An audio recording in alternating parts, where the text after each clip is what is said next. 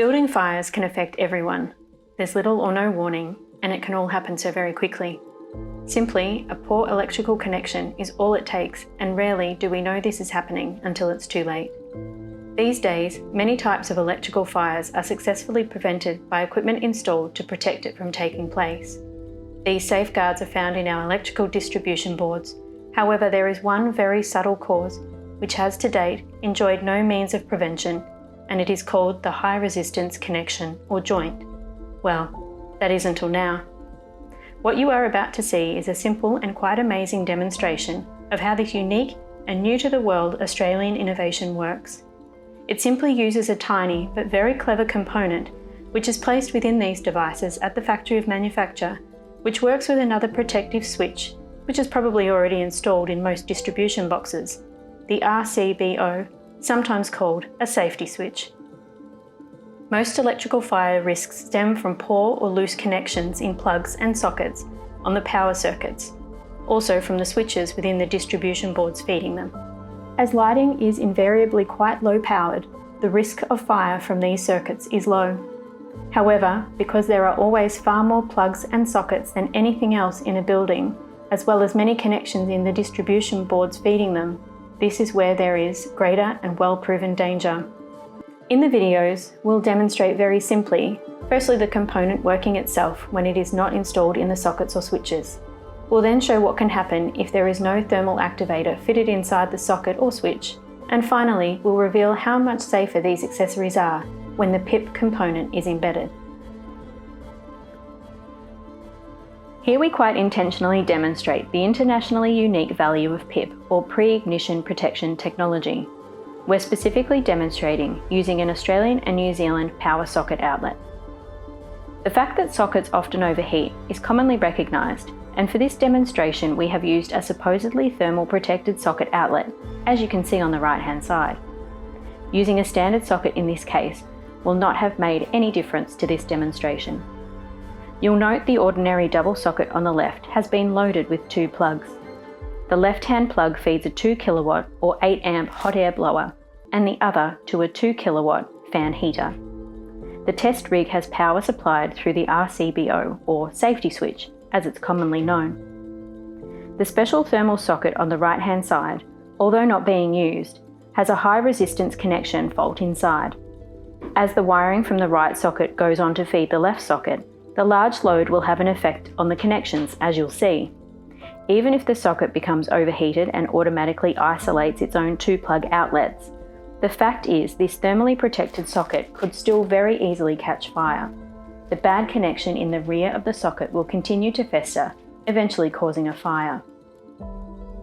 The demonstration is now showing the effect of the load that the socket on the left is placing on the right-hand socket, despite the fact it is not even being used.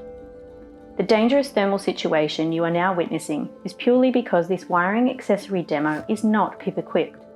Had it been properly protected by PIP technology, the RCBO or safety switch would have isolated the circuit, thereby making the installation safe. Please see the small green indicator light is now being switched off. This shows the sockets are now disconnected, allowing the demonstrator to dismantle the supposed thermal safety socket and show what actually took place on the inside during this brief demonstration.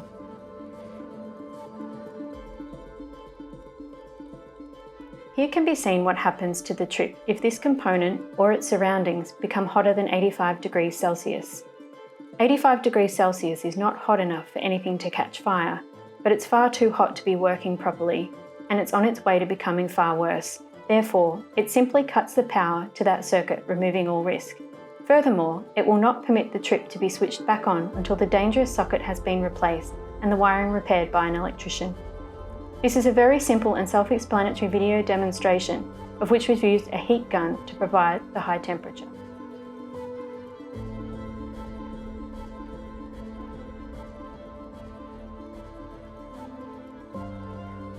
We're specifically demonstrating using an Australian and New Zealand power socket outlet that have been PIP equipped.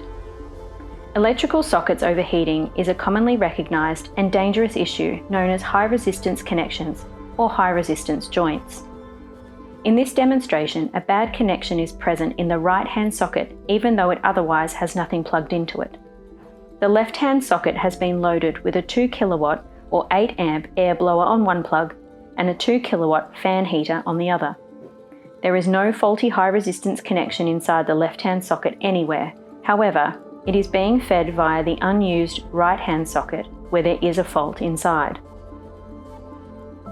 Please note, now the ruler is pointing to the left-hand socket and the load of 4 kW or 16 amps is being switched on. You'll see there is no burning, and when the fault reaches 85 degrees Celsius, the RCBO simply isolates and makes safe the entire installation. Also, please note that once the RCBO actuates, the supply cannot be reinstated until the faulty socket is replaced, avoiding a reintroduction of the thermal dangers.